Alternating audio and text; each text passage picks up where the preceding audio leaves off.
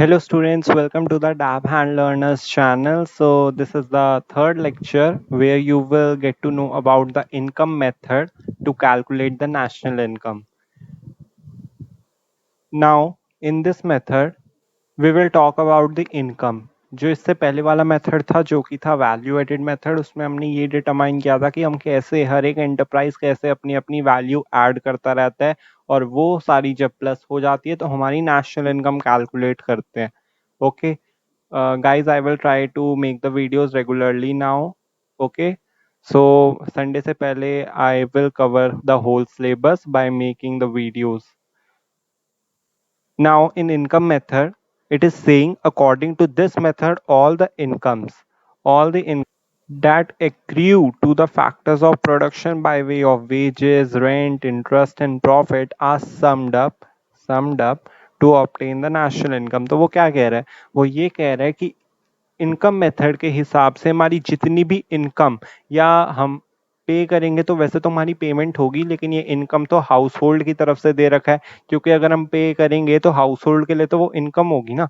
तो हम जितनी भी उसे पेमेंट कर रहे हैं, जितनी भी इनकम हमें देनी है फैक्टर्स ऑफ प्रोडक्शन को, यानी कि जितनी भी इनकम हमें देनी है, हमें पे करनी है जितनी भी इनकम हाउस होल्ड को फैक्टर्स ऑफ प्रोडक्शन को, चाहे वो कैसे भी हो, वेजेस से हो, रेंट से हो, इंटरेस्ट से हो या प्रॉफिट से हो, ये सारी जो इनकम है जो हमें हाउस होल्ड या फैक्टर्स ऑफ प्रोडक्शन को पे करनी होती है, इन्हें जब हम सम कर देते हैं तो हमारे पास क्या निकल कर आ जाता है? National income. तो ये दूसरा मेथड है जिससे हम नेशनल इनकम को कैलकुलेट कर सकते हैं. नेशनल इनकम का formula NNPFC. Okay, components of factor income. अब फैक्टर इनकम के कंपोनेंट्स क्या क्या होते हैं? हमने फैक्टर इनकम तो पढ़ लिया था कि जो जो फैक्टर्स ऑफ प्रोडक्शन को हमें पेमेंट करनी होती है for hiring their factor services, उसके क्या क्या कंपोनेंट होते हैं अब हम वो डिस्कस करेंगे. तो the sum total of all the factor incomes earned by the domestic territory of a country is known as domestic income, NDPFC. तो वो ये कह रहा है जितनी भी फैक्टर इनकम अर्नड होती है ना by factors of production, household, जितनी भी फैक्टर इनकम अर्नड होती है within the domestic territory of a country, domestic territory के अंदर ही जितनी भी फैक्टर इनकम अर्न होती है, जब आप उसको सम कर दोगे तो आपके पास क्या आएगा? Domestic income, NDPFC. क्योंकि आपको पता है अगर डोमेस्टिक टेरिटरी के अंदर जितनी भी इनकम आई है अगर हम उसे ऐड करेंगे तो डोमेस्टिक इनकम आएगा, लेकिन अगर नॉर्मल रेजिडेंट के हाथों जितनी भी इनकम आई है उसे हम क्या कहेंगे? National income. जिसकी वजह से जो फैक्टर इनकम जो फॉरेनर्स देते हैं हमारे नॉर्मल रेजिडेंट को, जो बाहर काम कर रहे हैं इंडिया से, तो वो NFIA में काउंट होता है. तभी कहते हैं कि डोमेस्टिक इनकम में NFIA इंक्लूड कर दो, हमारा नेशनल इनकम आ जाएगा. Now components of income method are as follows. income method के components कौन कौन से? first is compensation of employees. so ये income method का पहला component है, आप कह सकते हो ये factor income का पहला component है, compensation of employees. तो ये short में लिख रखा है मैंने COE. refers to the amount paid to employees by employer for rendering productive services. तो ये जो COE होता है, कॉम्पनसेशन, जो हम एम्प्लॉयज को देखते हैं, ये कौन देता है? एम्प्लॉयर. एम्प्लॉयर मतलब जिसके लिए एम्प्लॉयज काम करते हैं. अब वो ये कहना चाहता है कि एम्प्लॉयज जो है वो अपनी प्रोडक्टिव सर्विसेज, जो जो सर्विसेज ऑफिस को चाहिए, एम्प्लॉयर को चाहिए, वो एम्प्लॉयज परफॉर्म करते हैं. एम्प्लॉयज अपनी प्रोडक्टिव सर्विसेज को रेंडर करते हैं, प्रोवाइड करते हैं. तो अब जो वो इतनी मेहनत कर रहे हैं, इतनी प्रोडक्टिव सर्विसेज अपनी अप्लाई कर रहे हैं ऑर्गेनाइजेशन में, तो एम्प्लॉयर क्या करता है? उन्हें थोड़ी अमाउंट पे कर देता है सैलरी के साथ. उसमें कौन कौन सी पेमेंट्स आती हैं और बेनिफिट आते हैं जो एम्प्लॉय रिसीव करते हैं डायरेक्टली और इनडायरेक्टली फ्रॉम द एम्प्लॉयर, जैसे कि बोनस हो गया, को पार्टनरशिप, स्टॉक ऑप्शन, ये बहुत सारे फाइनेंशियल इंसेंटिव होते हैं, डियरनेस अलाउंसेस, पे अलाउंसेस, बोनस, परक्विजिट्स. तो ये वैसे आप बिजनेस स्टडीज का टॉपिक है ये. एंड फॉर ह्यूमैनिटीज स्टूडेंट्स हम ये कह सकते हैं कि हम सैलरी के ऊपर जितनी भी थोड़ी बहुत ये बोनस वगैरह, ये तो बेसिक पे है, तो बेसिक चीज़ें हैं ये, जो तो आपको आपको नॉलेज तो होगी कि बोनस वगैरह जितनी भी ये होते हैं, इंसेंटिव जो हमें एक्स्ट्रा देते हैं, एप्रिसिएशन करते हैं, प्रमोशन करते हैं, परफॉर्मेंस अप्रेजल होता है, अप्रिशिएट करते हैं, तो ये जितनी भी चीजें हैं फाइनेंशियल इंसेंटिव्स होते हैं जो एम्प्लॉयज जो हैं वो एम्प्लॉयर जो है वो एम्प्लॉयज को प्रोवाइड कर देते हैं, और ये जो है वो डायरेक्टली भी प्रोवाइड होते हैं और इनडायरेक्टली भी। तो it has three elements: wages and salaries in cash, which includes all monetary benefit, जो कि मैंने आपको कहा था फाइनेंशियल इंसेंटिव। तो ये wages and salaries in cash में वही सब आता है जितने भी हम मॉनेटरी बेनिफिट जो है वो हम कैश में दे सकते हैं, जो कि हैं वेजेस, सैलरीज, ये सारी कैश में हम दे सकते हैं। बोनस, डियरनेस अलाउंसेस, कमीशन एक और है। तो ऐसे ही हम बहुत सारी चीजें जो हैं जो हम कैश में दे सकते हैं, जो मॉनेटरी बेनिफिट है वो एक एलिमेंट है जिससे हम एम्प्लॉयज को कॉम्पनसेट करते हैं। अब दूसरा एलिमेंट है wages and salaries in kind. हमने कैश में तो पेमेंट कर दी, अब दूसरा इंसेंटिव है कि उन्हें काइंड में भी पेमेंट करो। अब काइंड का मतलब क्या है? Includes all non monetary benefit. Non monetary benefit कि जितने भी बेनिफिट हम एम्प्लॉयज को दे रहे हैं वो मॉनेटरी टर्म्स में ना हो, वो मनी की टर्म्स में ना हो। Like rent free home, free medical treatment. इसमें आपको लग रहा है कि ये इसमें थोड़ा मनी का रोल है? रेंट फ्री होम हमारे बॉस ने, हमारे एम्प्लॉयर ने हमें दे दिया, प्रोवाइड किया, हमें इंसेंटिव दिया, तो क्या रेंट फ्री होम में हमारा कुछ फाइनेंशियल रोल है? हमें कुछ पैसे देने हैं? Obviously not. Free medical treatment, educational facility दे रहे हैं, तो उसमें भी हमारे पेमेंट का तो कोई रोल नहीं है। An imputed value of these benefits should be included in national income। तो ये जितने भी बेनिफिट्स है इसके imputed value या realized value या estimated value, हमने वैल्यू एडेड मेथड में पढ़ा था कि ओनर ऑक्यूपाइड हाउसेस, लाइक जो ओनर अपने अपने घरों में रह रहे हैं, वो रेंट, जो लोग रेंट पे रहते हैं उनके हिसाब से ही, मतलब उनके जैसी ही हाउसिंग सर्विसेज को वो इंजॉय कर रहे हैं। कोई बंदा रेंट पे रह रहा है तो उसके जैसी हाउसिंग सर्विसेज जिनके खुद के घर हैं वो लोग इंजॉय कर रहे हैं, तो उनसे भी तो पैसा वसूलना चाहिए। तो उसके लिए एक एस्टिमेटेड वैल्यू जो है वो एक लेते हैं, और एक हाउस रेंट या हाउस टैक्स जो भी कहते हैं, तो उसकी इम्प्यूटेड वैल्यू, एस्टिमेटेड वैल्यू ले लेते हैं और उनसे पेमेंट करवा लेते हैं, जो कि ये पेमेंट जो है वो नेशनल इनकम में इंक्लूड होती है। तो वो तो था वैल्यू एडेड मेथड का एक प्रिकॉशन। अब यहाँ पे भी वो यही कह रहा है कि ये जितनी भी ये तुम नॉन मॉनेटरी बेनिफिट्स दे रहे हो ना, इसकी भी एक इम्प्यूटेड वैल्यू को इंक्लूड किया जाएगा, क्योंकि कैश वाली तो ऑलरेडी इंक्लूड हो जाएगी क्योंकि वो मॉनेटरी टर्म्स में। जो मॉनेटरी टर्म्स में नहीं है, जो मनी की टर्म्स में नहीं है, उसमें ज्यादा दिक्कत है ना, तो उसकी इम्प्यूटेड वैल्यू भी इंक्लूड होगी नेशनल इनकम में। However, it does not include any facility which is necessary for work and in which employees do not have any discretion। तो वो ये कह रहा है कि इसके अंदर ऐसी कोई भी फैसिलिटी इंक्लूड नहीं होगी जिसका कोई काम से मतलब हो। Like for example, uniforms to be worn during work only. Uniforms जो तुम काम के दौरान, काम करते टाइम या ऑफिस टाइम में पहनोगे, उस पे एक इंसेंटिव दे देना, तो उसका तो कोई रोल नहीं है ना। मतलब मैं क्या पूरी जिंदगी अब जॉब करता रहूं? अब तुम मेरे को चीजें भी कौन सी लाके दे रहे हो जो मैं जॉब वर्क में काम करूंगा तो पहनूंगा, या vehicle to be use, like अगर मैं एक फूड डिलीवरी ऐप में काम करता हूँ तो मेरे को ये ही बाइक लेके जानी है, तो ये तुम मेरे को एक इंसेंटिव में दे रहे हो, तो वो मेरे काम का क्या है? वो तो तुम वैसे भी दे देते, क्योंकि मेरे को अगर काम करना है तो फूड डिलीवरी कंपनी ही मेरे को कुछ व्हीकल देगी जिससे मैं डिलीवरी कर सकूं। तो ये तो मेरे वर्क शेड्यूल का ही पार्ट है। तुम मेरे को अलग से क्या दे रहे हो? वो आता है wages and salaries in kind और कैश में। तो such payments are intermediate consumption of business enterprises. तो ये जितनी भी पेमेंट है ये इंटरमीडिएट कंजम्पशन में ही काउंट होती है बिजनेस एंटरप्राइजेस के, क्योंकि इंटरमीडिएट कंजम्पशन और फाइनल कंजम्पशन में हमें पता है, फाइनल कंजम्पशन कंजम्पशन और इन्वेस्टमेंट के लिए होता है, और इंटरमीडिएट कंजम्पशन फर्दर प्रोडक्शन या रीसेल के लिए होता है। ओके, तो ये इंटरमीडिएट कंजम्पशन है क्योंकि इसमें कुछ फाइनल कंजम्पशन तो हो नहीं रहा। हम फर्दर काम करने के लिए, या आप इसे ऐसे भी समझ सकते हो कि फर्दर प्रोडक्शन जैसे हम बोलते थे, तो इसमें हम फर्दर काम करने के लिए, फर्दर एम्प्लॉय को मोटिवेट करने के लिए क्या कहते हैं, कॉम्पनसेशन दे रहे हैं, इसकी वजह से ये इंटरमीडिएट कंजम्पशन है। Now, employers contribution to social security schemes. हमने पहला एलिमेंट पढ़ा किसका? कॉम्पनसेशन ऑफ एम्प्लॉय का, that wages and salary cash में दिए जाते हैं। फिर दूसरा, वेजेस और सैलरी काइंड में दिए जाते हैं। काइंड मतलब नॉन मॉनेटरी बेनिफिट जो मनी में काउंट नहीं हो सकते, जैसे educational facility, free medical treatment, rent free house, ऐसी चीजें। अब ये क्या बोल रही है, ये कुछ नया बोल रहा है, employers contribution to social security scheme. Employer जो है वो थोड़ा बहुत कंट्रीब्यूट करते हैं किसमें, सोशल सिक्योरिटी स्कीम्स में, जिसके अंदर which includes all contribution made by the employer for social security of the employee, जिसमें सारे कंट्रीब्यूशन आते हैं जो एम्प्लॉयर कंट्रीब्यूट करता है किसके लिए, ताकि एम्प्लॉय की जो सोशल लाइफ है वो सिक्योर रहे, उसकी सिक्योरिटी हो लाइफ में एम्प्लॉयज की।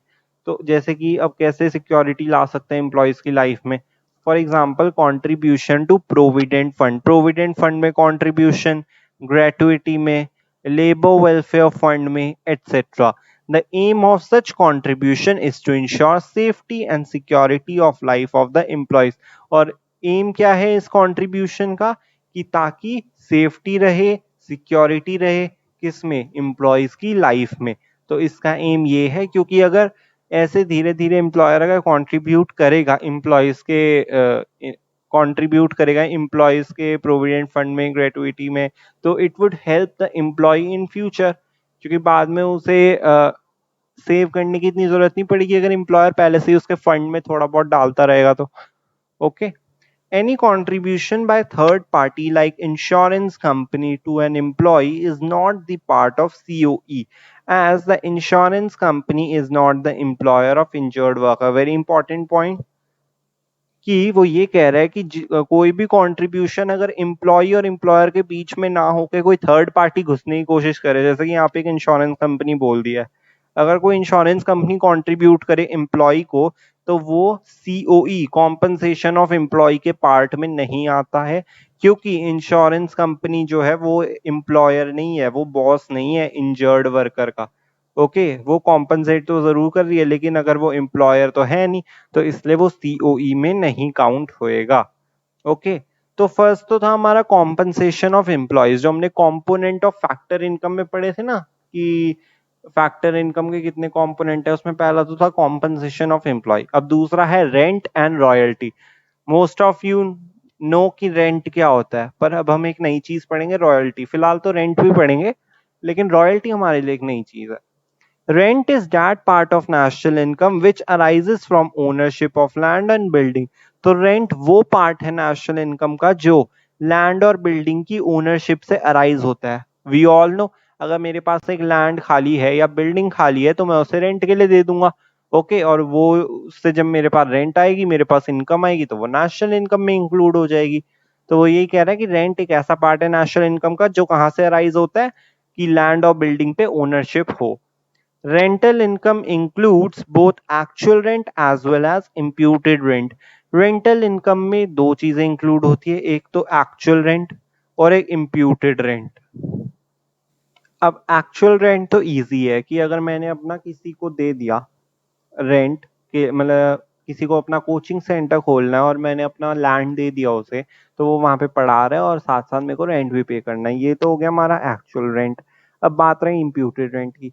अब किसी और की बजाय मैं कहूँ कि मेरा एक ब्रदर है, मैंने उसे ही बोला कि अब तू कोचिंग सेंटर संभाल ले, तो या उसे कोचिंग सेंटर ओपन करना है। तो अब जब उसने कोचिंग सेंटर ओपन किया, तो अब वो मेरा ब्रदर है, तो ऑब्वियसली वो मेरे को रेंट तो देगा नहीं, और देने की भी जरूरत नहीं, क्योंकि अपना ही है वो कोचिंग सेंटर। तो अब जैसा कि मैंने आपको वैल्यू एडेड मेथड में बताया था कि अगर अपना ही हाउस है तो भी हमें एक इम्प्यूटेड वैल्यू चुकानी पड़ती है, जो एस्टिमेटेड वैल्यू होती है वो पे करनी पड़ती है। तो ऐसे ही रेंट भी है, या तो हमें जो एस्टिमेटेड वैल्यू है या इम्प्यूटेड वैल्यू है वो हमें पे करनी पड़ेगी। ओके, चाहे कैसे भी पे करनी पड़े, या तो कोई प्रॉपर्टी टैक्स या कैसे, लेकिन हमें जो है रेंट पे करना पड़ेगा। नाउ ये तो थी रेंट की बात, अब रॉयल्टी पे चलते हैं। अब रॉयल्टी क्या होता है? Royalty refers to income received for granting leasing rights of subsoil assets. तो वो ये कह रहा है कि रॉयल्टी का मतलब वो इनकम है जो कि हमें रिसीव होती है। क्यों रिसीव होती है? क्योंकि हम सबसॉइल एसेट को लीज करने पे उन्हें दे देते हैं। Like for example, owners of mineral deposit like coal, iron और natural gas can earn income by giving rights of mining to the contractor. अब कुछ बच्चे जो हैं या कुछ स्टूडेंट्स जो हैं वो यहाँ पे अटक गए होंगे कि ये लीजिंग वर्ड क्या है, तो लीजिंग भी एक तरीके का रेंट ही होता है। अब वो ये कह रहा है कि रॉयल्टी जो है उसका मतलब ये है कि जो हम इनकम रिसीव करते हैं ना, क्यों इनकम रिसीव करते हैं, क्योंकि हम सबसॉइल एसेट को दे देते हैं रेंट पे कि तुम्हारा हक, तुम्हें राइट मिल गया है, तुम सबसॉइल एसेट को रेंट पे ले सकते हो। अब सबसॉइल एसेट्स क्या होता है, सेकंड वर्ड ये आ गया नया। For example owners of mineral deposit, अब जैसे कि मिनरल डिपॉजिट है, मिनरल डिपॉजिट को आप सबसॉइल एसेट ही कहते हो या सबसॉइल एसेट का पार्ट ही मिनरल डिपॉजिट है, what ever you can say. तो मिनरल डिपॉजिट जैसे कि कोल, आयरन और नेचुरल गैस है, इनके जो ओनर्स होते हैं ना वो इनकम कमा सकते हैं, वो इनकम अर्न कर सकते हैं। कैसे? वो अपना जो माइनिंग का राइट है ना वो कॉन्ट्रैक्टर को दे देते हैं। अब वो जब कॉन्ट्रैक्टर को दे देते हैं तो एक तरीके से क्या हुआ, हम उन्हें रेंट पे ही दे रहे हैं भाई, चाहे बिल्डिंग ऊपर बनी हो या नीचे। वैसे बिल्डिंग, सॉरी, बिल्डिंग तो ऊपर बनी होती है तो हम किसी को चलाने के लिए दे देते तो हम रेंट पे दे देते हैं। अब मेरी कोई धरती के नीचे कोई एक चीज है जो मेरी है, मेरी खुद की, मैं उसका ओनर हूँ। अब मैं उसे किसी को रेंट पे दूंगा तो वो रेंट नहीं होगा, वो क्या होगा, रॉयल्टी। तो इसका मतलब आप क्या कह सकते हो कि अगर लैंड के ऊपर यानी कि अर्थ के ऊपर, धरती के ऊपर अगर कोई मेरी एसेट है तो उस पे क्या दूंगा मैं, रेंट। और धरती के नीचे कोई चीज है और उस पे मेरे को पेमेंट लेनी है या इनकम रिसीव करनी है तो वो होगी मेरी royalty. Okay, so I hope rent और रॉयल्टी क्लियर हो गया होगा। Now next is interest. Third component है इंटरेस्ट। अब इंटरेस्ट में क्या कह रहे हैं, interest refers to the amount received for lending funds to a production unit. Interest क्या होता है, हमें एक अमाउंट रिसीव्ड होती है किसकी, जब हम अपने कोई फंड है वो किसी दूसरी प्रोडक्शन यूनिट को दे देते हैं। लाइक मैं एबीसी लिमिटेड हूँ और मेरे पास वाली एक्स वाई जी लिमिटेड है। अब एक्स वाई जी लिमिटेड बुरी फंस गई, उसने मुझसे पैसे मांग लिए। अब मैं अभी शरीफ हूँ, मैंने भी दे दिए, चलो ठीक है, अब मैंने दे दिए, लेंड कर दिए मैंने फंड एक्स वाई जी लिमिटेड को। तो अब जो एक्स वाई जी लिमिटेड है वो मेरे को क्या देगी, इंटरेस्ट देगी। तो उस अमाउंट देगी कुछ, या अमाउंट कह दो, अमाउंट देगी, तो उसी अमाउंट को हम क्या कहते हैं, interest. It includes both actual interest as well as imputed interest of funds provided by the entrepreneur. इसके अंदर एक तो एक्चुअल इंटरेस्ट भी आता है या इम्प्यूटेड इंटरेस्ट भी आ जाता है। Interest, actual interest, imputed interest, अब आपको समझ आ गया होगा कि जो भी हमें फंड्स दे रहा है एंटरप्रेन्योर, उस पे हमें या तो एक्चुअल इंटरेस्ट देना है या इम्प्यूटेड इंटरेस्ट देना है। ओके, इम्प्यूटेड मतलब एस्टिमेटेड वैल्यू इंटरेस्ट की, लेकिन हमें पेमेंट करनी ही है। Interest income includes interest on loans taken for productive services only. वो क्या कह रहा है कि इंटरेस्ट इनकम जो होती है उसके अंदर क्या होता है, interest on loan taken for productive services only. Like जो मैं एबीसी लिमिटेड हूँ, मैंने जब अपनी एक्स वाई जी लिमिटेड को इंटरेस्ट दिया तो वो किस पे दिया, इंटरेस्ट इनकम जो मेरे पास आई, सॉरी मैंने तो लोन दिया था, उन्होंने जब मेरे को इंटरेस्ट दिया तो उसके अंदर, इंटरेस्ट के अंदर क्या इंक्लूड था, उसके अंदर वो इंटरेस्ट ऑन लोन ही था, लोन पे ही तो उन्होंने इंटरेस्ट दिया मेरे को। और वो किस लिए लिया था loan, taken for productive services, कुछ प्रोडक्टिव सर्विसेज करने के लिए ही उन्होंने मुझसे लोन लिया था, जो अब उन्होंने मेरे को इंटरेस्ट के साथ चुका दिया, इंटरेस्ट ऑन लोन चुका दिया, जिसे मेरे को क्या क्या कहें, मैं अब क्या कहूंगा उसे, interest income. Interest income does not include, interest income के अंदर क्या इंक्लूड नहीं होता है, interest paid by government on public debt and interest paid by consumers, as such interest is paid on loans taken for consumption purposes। तो वो ये कह रहा है कि गवर्नमेंट जो इंटरेस्ट पे करती है ऑन पब्लिक डेट, और जो इंटरेस्ट कंज्यूमर्स पे करते हैं, किस लिए, क्योंकि वो इंटरेस्ट उन लोन्स पे करते हैं जो उन्होंने कंजम्पशन पर्पस के लिए लिया हो। ओके, तो एक तो गवर्नमेंट जो इंटरेस्ट लेती है किस पे, पब्लिक डेट पे, और जो कंज्यूमर जो इंटरेस्ट पे करते हैं क्योंकि उन्होंने लोन लिया होता है कंजम्पशन पर्पस के लिए, तो वो चीजें इंटरेस्ट इनकम में इंक्लूड नहीं होती हैं। और दूसरी चीज, interest paid by one firm to the another firm, एक फर्म से दूसरी फर्म ने अगर इंटरेस्ट पे किया है तो वो भी इंक्लूड नहीं होता है। लाइक मींस, अब जो मैंने आपको एग्जांपल दिया, एबीसी लिमिटेड से एबीसी लिमिटेड से एक्स वाई जी लिमिटेड वाला अगर मैं कहूँ कि ये केस स्टडी में आ जाए कि इंटरेस्ट आपने इस एंटरप्राइज ने इस एंटरप्राइज को दिया एंड यू से कि ये इंटरेस्ट इनकम है, so the answer would be definitely wrong, क्योंकि उसने कह दिया कि एक फर्म से दूसरी फर्म में इंटरेस्ट पे किया तो वो गलत हो जाएगा, वो इंटरेस्ट इनकम में इंक्लूड नहीं होता है। तो अब मैं क्या कह सकता हूँ कि अगर मैं कोई फाइनेंशियल इंस्टीट्यूशन हूँ या बैंक हूँ और अगर फिर मैं इन्हें दूं XYZ लिमिटेड को लोन, तो वो इंटरेस्ट इनकम में आ जाएगा, वो इंटरेस्ट में इंक्लूड हो जाएगा। फिर आप लिख सकते हो कि हाँ ये इंटरेस्ट इनकम है। बट अगर कोई एक फर्म है जो दूसरी फर्म को इंटरेस्ट दे रही है तो वो इंक्लूड नहीं होगा। Okay, now profit, fourth component जो था वो था प्रॉफिट। गाइस इस केस स्टडी का जरूर ध्यान रखना। I know I have made my mistake and I admit it. अगर कोई बैंक या फाइनेंशियल इंस्टीट्यूशन आपको इंटरेस्ट देता है तो वो इंटरेस्ट इनकम में इंक्लूड होगी। एक फर्म से दूसरी फर्म को इंटरेस्ट जो देगा वो इंटरेस्ट इनकम में इंक्लूड नहीं होगी। Profit, profit is the reward to the entrepreneur for his contribution to the production of goods and services। profit जो है वो एक रिवॉर्ड होता है जो हम किसको देते हैं, entrepreneur को देते हैं, for his contribution to the production of goods and services। there is one more thing कि हम entrepreneur की जगह हम businessman लिख सकते हैं, बिजनेसमैन लिख सकते हैं टू सम एक्सटेंट, यस, कि हाँ एंटरप्रेन्योर को बिजनेसमैन बोलते हैं, but in major sense it is wrong, क्योंकि एंटरप्रेन्योर और बिजनेसमैन में भी फर्क होता है। बिजनेसमैन इज कि आज मैंने कपड़े का बिजनेस खोल लिया, कल मैंने वाटर बॉटल्स का खोल लिया बिजनेस, और परसों मैंने डिशेस का बिजनेस खोल लिया। तो ये तो बिजनेसमैन का काम होता है कि अगर उसने अपना कुछ न्यू ऑर्गेनाइजेशन या न्यू एंटरप्राइज ओपन करी है तो। अब मैं एंटरप्रेन्योर की बात करूँ तो मैंने देखा कि पीपल जो हैं वो ज़्यादा आजकल चार्जर में बिजी रहते हैं। मतलब अगर उनके पास बहुत सारे चार्जर्स इकट्ठा हो जाते हैं तो उन्हें बहुत सॉर्ट करने में बहुत दिक्कत होती है, वो वायर्स के बीच में फंसे रह जाते हैं विच किल देयर टाइम। तो मैंने एक न्यू चार्जर बनाया, एक सर्कुलर चार्जर जिसमें हम फोन रख दे और सुबह तक वो चार्ज हो जाए। ये एक न्यू चार्जर आया है, बट ये जिसने भी ये ऑब्जर्व किया है, ये जो भी नीड और वांट्स पहले ऑब्जर्व करते हैं उसके बाद प्रोडक्ट बनाते हैं, तो ये जो होते हैं वो होते हैं एंटरप्रेन्योर जो नई चीज बनाते हैं। बिजनेसमैन जो चीज चल रही होती है वो ही अपनी ऑर्गेनाइजेशन खोलता है और उससे डील करता है, बट एंटरप्रेन्योर पहले नीड्स और वांट को फाइंड आउट करता है, फिर अपना सामान बना के फिर सेल करता है। Okay, for his contribution to the production of goods and services. तो प्रॉफिट वो कह रहा है कि रिवॉर्ड होता है जो हम एंटरप्रेन्योर को देते हैं। क्यों देते हैं? क्योंकि उसने अपना कंट्रीब्यूशन किया है, अपने एफर्ट्स को कंट्रीब्यूट किया है production of goods and services में, ताकि गुड्स और सर्विसेज का प्रोडक्शन हो। इसने उसने अपना एफर्ट कंट्रीब्यूट किया है, अपनी मेहनत कंट्रीब्यूट करी है, तो उसके लिए उसे जो रिवॉर्ड दिया जाता है वो है प्रॉफिट।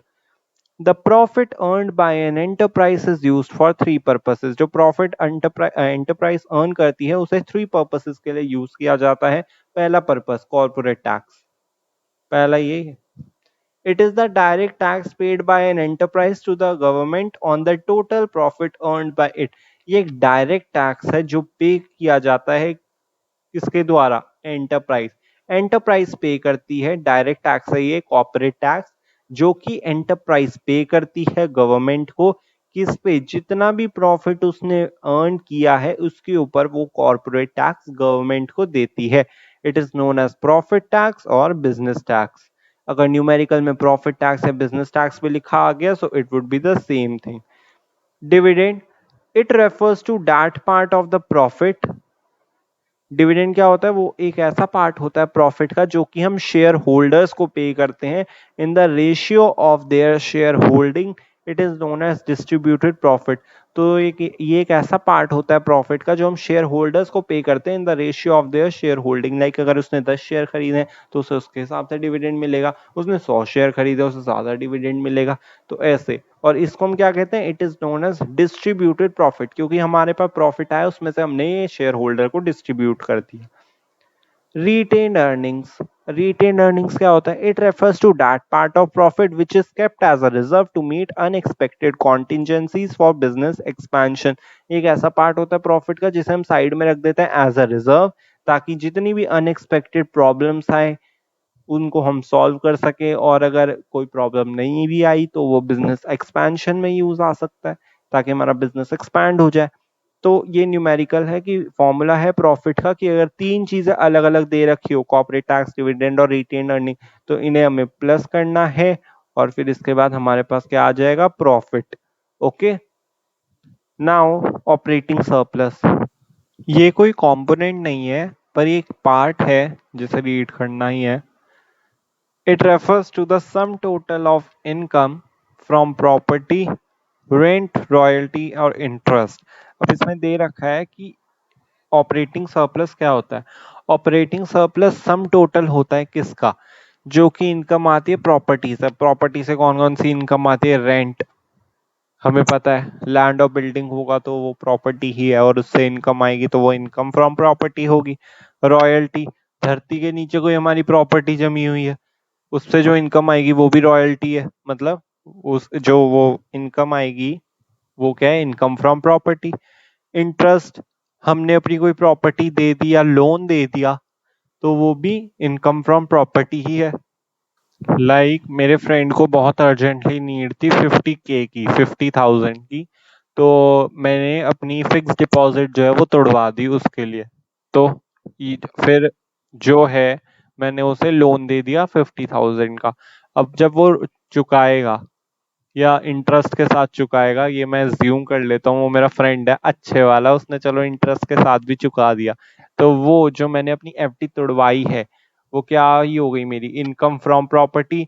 दैट्स वाई इंटरेस्ट भी इंक्लूड हो रखा है इनकम फ्रॉम प्रॉपर्टी में।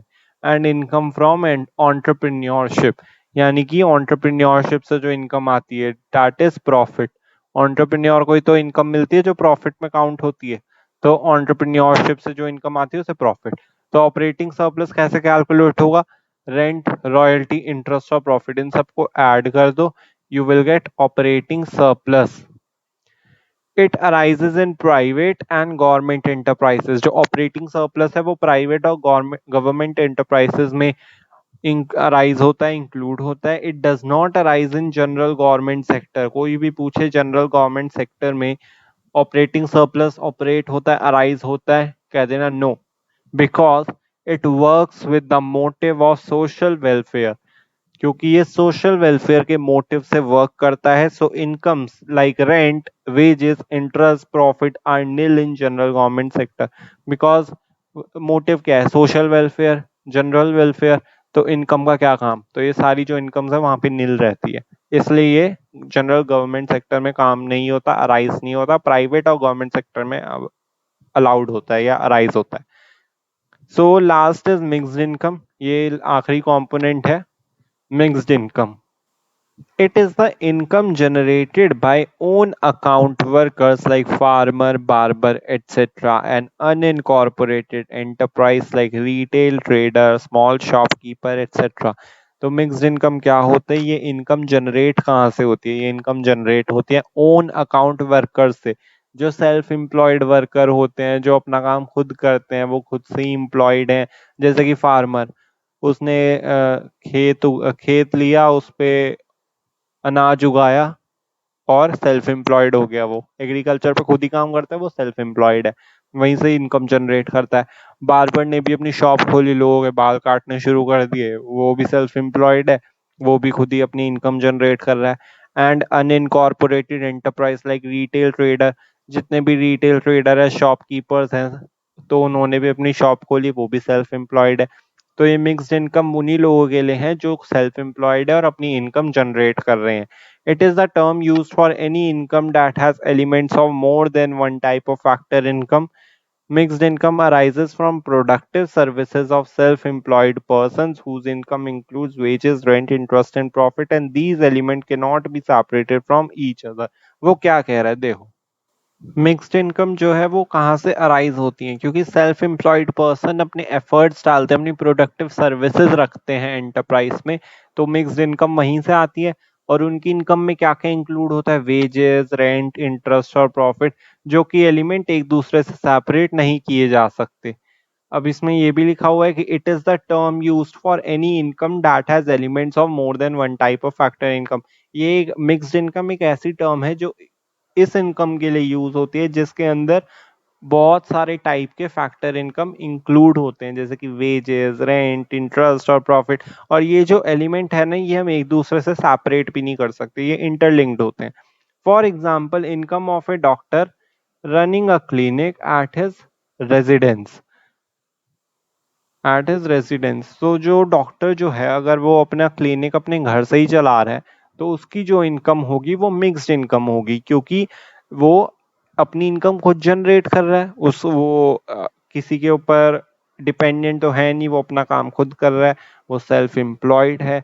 तो ये जितने भी सेल्फ एम्प्लॉयड लोग होते हैं ना, ये मिक्स्ड इनकम में काउंट होती है, जो ये इनकम जनरेट करते हैं। Okay, now steps of income method. Income method के क्या क्या स्टेप्स हैं? Identify and classify the production unit. पहले तो प्रोडक्शन यूनिट को आइडेंटिफाई करो और क्लासिफाई करो। मतलब प्रोडक्शन यूनिट कैसे कैसे? प्राइमरी है, फिर सेकेंडरी भी हो सकती है, सेकेंडरी सेक्टर एंटरप्राइज, फिर टर्शरी सेक्टर एंटरप्राइज। तो ऐसे फिर हमें क्लासिफाई करना है। फिर उसके बाद estimate the factor income paid by each sector.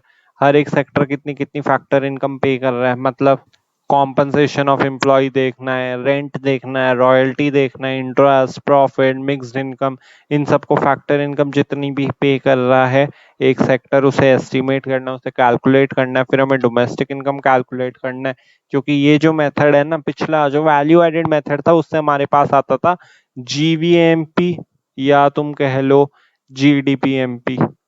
But इसमें इनकम मेथड में हमारे पास आता है, इनकम मेथड में हमारे पास क्या आता है? हमारे पास निकल कर आता है एनडीपीएफसी।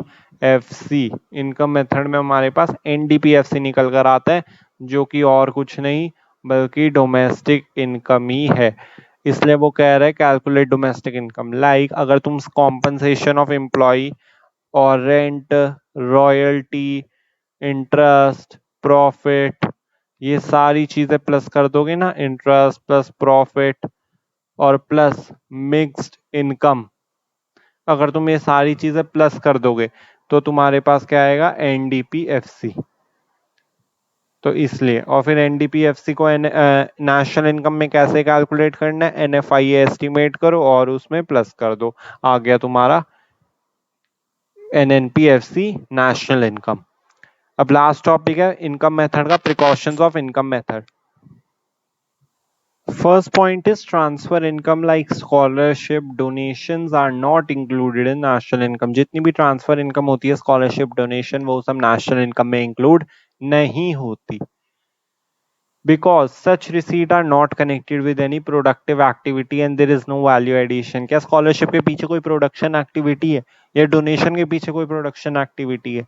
कोई प्रोडक्शन एक्टिविटी नहीं है। इसलिए ये यही कह रहा है कि जितनी भी रिसीट है ये कनेक्टेड नहीं होती विद एनी प्रोडक्टिव एक्टिविटी, इसके लिए यहाँ पे कोई वैल्यू एडिशन नहीं होगा, ये नेशनल इनकम में इंक्लूड नहीं होगी। क्या? Transfer income. Income from sale of second hand goods will not be included in national income. जितनी भी इनकम होगी, हम जब सेकेंड हैंड गुड्स को बेच रहे हैं, जितनी भी इनकम होगी वो भी इंक्लूड नहीं होगी नेशनल इनकम में। क्यों? वही वाला रीजन, क्योंकि जो ओरिजिनल सेल है वो काउंट हो चुकी होगी उस साल जिस साल इसे बेचा गया था। अगर ये दोबारा काउंट होगी या इंक्लूड होगी तो ये डबल काउंटिंग का शिकार बन जाएगी, डबल काउंटिंग की प्रॉब्लम फिर से खड़ी हो जाएगी। However, any brokerage or commission received by brokers or commission agents on sale of such goods will be included as it is an income received for rendering any product or services. कोई भी brokerage या commission receive होगा इन goods पे तो वो include किया जाएगा, क्योंकि ये एक प्रोडक्टिव सर्विस है जिसकी वजह से हमें इनकम रिसीव हुई है। ओके, तो आपको बस ये ध्यान रखना है कि ये तीनों मेथड में ना सेम पॉइंट है। वैल्यू एडेड में भी एक पॉइंट है, इनकम में भी ये पॉइंट है, एक्सपेंडिचर में। बस आपको ध्यान ये रखना है कि वैल्यू एडेड मेथड में तो आपको लिखना है sale and purchase of second hand goods, उसमें कोई दिक्कत नहीं है। इनकम मेथड में आपको लिखना है income from sale of second hand good, but expenditure method में आपको क्या लिखना पड़ेगा, expenditure on purchase of second hand goods. तो आपको ये थोड़ा वर्डिंग का ध्यान देना, बाकी पॉइंट तो सेकेंड हैंड गुड का ही है। तो अगर आप ये ध्यान रखोगे ना और उल्टा पुल्टा नहीं रखोगे, it would be very good for you to score 40 on 40 और 100 on 100 भी कह लो। Okay, income from sale of shares, bonds and debentures will not be included as such transaction do not contribute to current flow of goods and services। वो ये कह रहा है कि शेयर्स बेच लो, बॉन्ड्स बेच लो या डिबेंचर्स बेच लो, उस पर जितनी भी इनकम आएगी वो इंक्लूड नहीं होगी नेशनल इनकम में। क्यों नहीं होगी? क्योंकि ये जो ट्रांजैक्शन है ये कोई करंट फ्लो ऑफ गुड्स और सर्विसेज में काउंट नहीं कर रहे। ये जो शेयर्स बॉन्ड्स डिबेंचर है ये क्या है? Financial asset. अब फाइनेंशियल एसेट क्या गुड्स और सर्विसेज के प्रोडक्शन में हेल्प करती है? नहीं करती। तो हाउ एवर एनी कमीशन और brokerage on such financial asset is included as it is a productive service. But अगर कोई कमीशन और ब्रोकरेज होगा इनकी फाइनेंशियल एसेट पे तो वो इंक्लूड होगा क्योंकि ये एक प्रोडक्टिव सर्विस है। अब एक extra point, star mark, capital gains. अब पेपर में पूछ रहे थे कैपिटल गेन्स क्या होता है।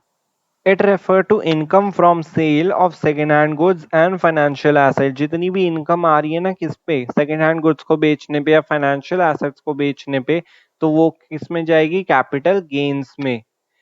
Any income arising from such transaction is not a factor income and these transaction are not productive transaction। वो क्या कह रहा है? जितनी भी सेकेंड हैंड गुड है और फाइनेंशियल एसेट है वो किसी भी फैक्टर इनकम में इंक्लूड नहीं होती, क्योंकि सेकेंड हैंड गुड तो ऑलरेडी इंक्लूड हो चुके होते हैं जिस साल उन वो बेचे या खरीदे जाते हैं, और फाइनेंशियल एसेट वैसे ही कोई प्रोडक्शन में हेल्प नहीं करती, तो ये फैक्टर इनकम में तो नहीं काउंट होंगे।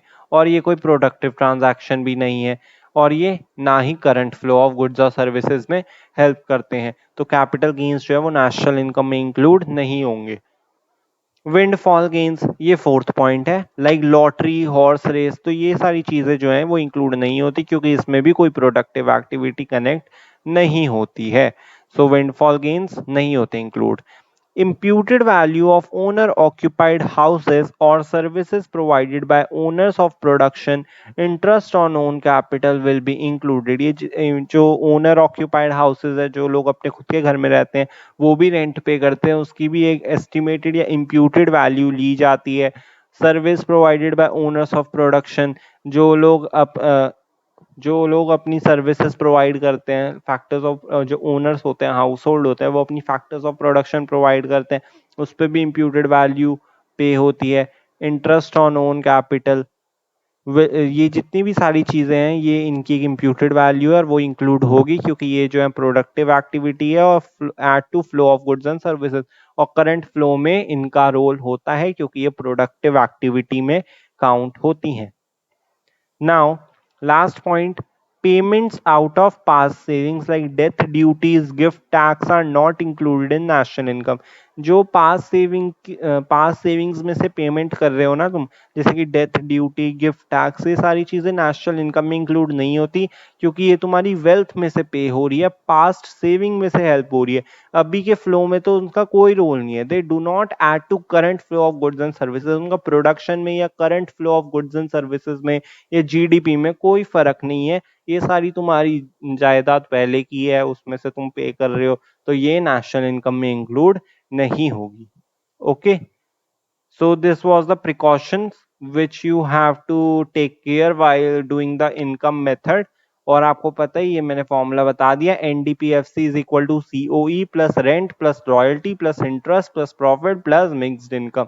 और एक बात और बता दूं कि ये जो आप लिख रहे हो ना, rent plus royalty plus interest plus profit, ये और कुछ नहीं, ये क्या है आपका ऑपरेटिंग सरप्लस। तो आप डायरेक्ट लिख सकते हो डोमेस्टिक इनकम, इनकम मेथड का फॉर्मूला है ये, COE plus operating surplus plus mixed income, ये आपका बन गया इनकम मेथड का formula. Okay, now this was all for today। if you have any queries and doubts, do comment। if you liked my lecture, please like, comment, share and subscribe my channel. Hit the bell icon so you will get notified every time. And if you want the notes of all the chapters of macroeconomics and business studies, kindly follow my Instagram channel, which I have put the link in the description box. Thank you so much. Have a good day.